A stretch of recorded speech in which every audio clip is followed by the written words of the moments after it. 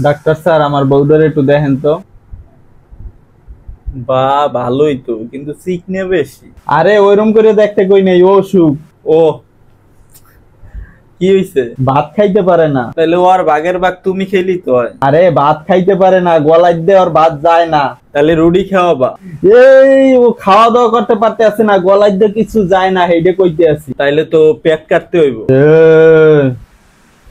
কে? পেট কাটতে এবার ভাত ভিতরে ঢুকাই দেব। ওই শালা তোরে কি পেট কাটতে কইছি? ও শুকি হইছে হেইডে ক।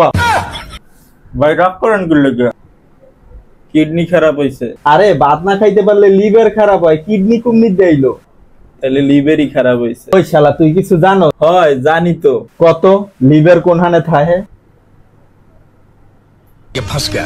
ওই শালা ওই লিভার ওখানে থাকে, লিভার সকাল থেকে তো এখানেই আছে। এককালে তোর পেটের ভিতরে এই বোতল বসবে।